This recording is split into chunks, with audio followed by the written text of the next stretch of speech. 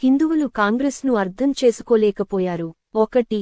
వారు ఆర్టికల్ 25 ద్వారా మత మార్పిడిని చట్టబద్ధం చేశారు. 2. వారు ఆర్టికల్ 28 ద్వారా హిందువుల నుండి మత విద్యను లాక్కున్నారు కానీ ఆర్టికల్ 30లో ముస్లింలు మరియు క్రైస్తవులకు మతపరమైన విద్యను అనుమతించారు. 3. వారు హెచ్ఆర్సీఈ చట్టం 1951ని అమలు చేయడం ద్వారా హిందువుల నుండి అన్ని దేవాలయాలు మరియు దేవాలయాల సొమ్మును లాక్కున్నారు. 4. హిందూ కోడ్ బిల్లు ప్రకారం విడాకుల చట్టం, వరకట్న చట్టం ద్వారా హిందూ కుటుంబాలను నాశనం చేశారు. కానీ ముస్లిం వ్యక్తిగత చట్టాలను ముట్టుకోలేదు. బహుభార్యాత్వాన్ని అనుమతించారు. తద్వారా వారు తమ జనాభాను పెంచుకుంటూ పోయారు. 5. 1954లో ముస్లిం అబ్బాయిలు హిందూ అమ్మాయిలతో సులభంగా పెళ్లి చేసుకునేందుకు ప్రత్యేక వివాహ చట్టం తీసుకొచ్చారు. 6. 1975లో వారు ఎమర్జెన్సీని విధించారు.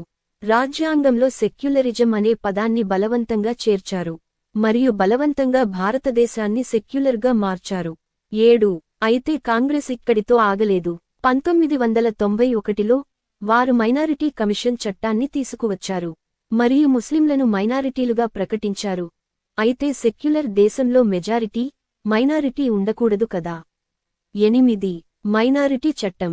ఈ చట్టం ప్రకారం ముస్లింలకు స్కాలర్షిప్, ప్రభుత్వ ప్రయోజనాలు వంటి ప్రత్యేక హక్కులను ఇచ్చారు. 9. 1992లో వారు హిందువులు తమ దేవాలయాలను చట్టబద్ధంగా తిరిగి తీసుకోకుండా అడ్డుకున్నారు మరియు పూజా స్థలం చట్టం ద్వారా హిందువుల నుండి 40,000 దేవాలయాలను లాక్కున్నారు. 10. కాంగ్రెస్ ఇక్కడితో ఆగలేదు మరియు 1995లో వారు ముస్లింలకు ఏదైనా భూమిని క్లెయిమ్ చేసుకునే హక్కును కల్పించారు. వక్ఫ్ చట్టం ద్వారా హిందువుల భూమిని లాక్కొని ముస్లింలను భారతదేశంలో రెండవ అతిపెద్ద భూ యజమానులుగా చేశారు. 11. 2007లో వారు సుప్రీంకోర్టులో రామసేతు అఫిడవిట్లో శ్రీరాముడి ఉనికిని తిరస్కరించారు మరియు హిందూ వ్యతిరేక ధర్మయుద్ధంలో తీవ్ర అంశం. 2009లో కాంగ్రెస్ కాషాయ ఉగ్రవాదం అనే పదాన్ని రూపొందించడం ద్వారా హిందూ మతాన్ని ఉగ్రవాద మతంగా ప్రకటించింది. 12. అదే కాంగ్రెస్ తమ 136 ఏళ్ల చరిత్రలో ఎప్పుడు ఇస్లామిక్ టెర్రరిజం అనే పదాన్ని ఉపయోగించలేదు. 13. కాంగ్రెస్ మెల్లగా చాలా తెలివిగా హిందువుల హక్కులను హరిస్తూనే ఉంది. వారు హిందూ హక్కులను ఒక్కొక్కటిగా తొలగిస్తూనే ఉన్నారు. ఇప్పుడు హిందువులు అన్నిటినీ పూర్తిగా కోల్పోయారు. తమాషా విషయానికి ఏమిటంటే హిందువులకు దాని గురించి కూడా తెలియదు. 14. వారికి దేవాలయాలు లేవు, వారి మతపరమైన విద్య లేదు, వారి భూములు వారి శాశ్వత ఆస్తులు కాదు. వారు ప్రశ్నలు కూడా అడగరు. మసీదులు, చర్చిలు ఉచితం, కాని దేవాలయాలు ప్రభుత్వ ఆధీనంలో ఎందుకు ఉన్నాయి?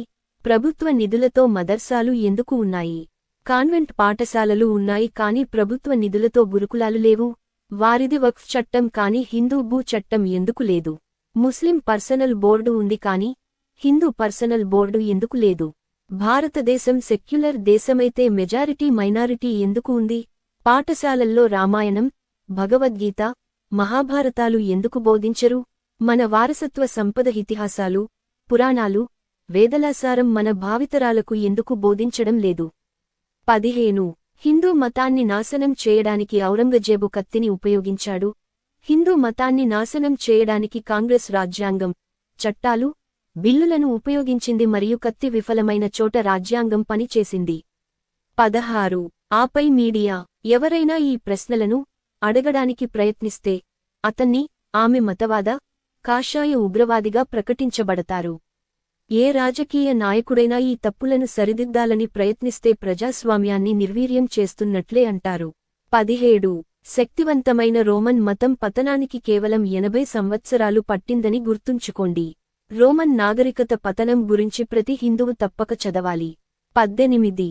హిందువులు 1950 నుండి నెహ్రూ మరియు అతని కుటుంబాన్ని ఎన్నుకున్నారు మరియు భారీ మూల్యం చెల్లించారు మరియు కాంగ్రెస్ ప్రభుత్వం మరియు జిహాదీ శక్తుల నుండి చాలా సంవత్సరాలుగా ఉన్నారు. 19. హిందువులు బానిస మనస్తత్వం నుండి బయటపడి శివాజీ, రాణా ప్రతాప్ లాగా ఉండాల్సిన సమయం ఆసన్నమైంది. 20. ఈ రోజు మనం వసుదైవం కుటుంబం ద్వారా కులం అనే కుమ్ములాటలు వదిలి పార్టీలకు అతీతంగా హిందూ ధర్మం కోసం కృషి చేయండి. చేయి కలపండి, సంఘాతీతంగా గళం వినిపించండి, ప్రశ్నించండి, చేతులు బలోపేతం చేయాల్సిన సమయం ఆసన్నమైంది.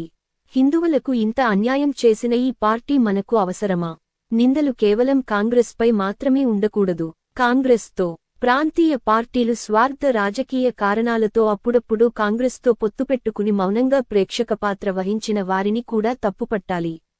మేలుకొండి హిందూ బంధువులారా, మీకు మీ మాతృభూమిపై, నీ ధర్మం మీద ప్రేమ ఉంటే దీన్ని వ్యాప్తి చేయండి. పార్టీ కంటే ముఖ్యం నా దేశం, నా హిందూ ధర్మం. హిందుత్వాన్ని పెంపొందించే ఏ పార్టీ అయినా మేము ఆదరిస్తాం.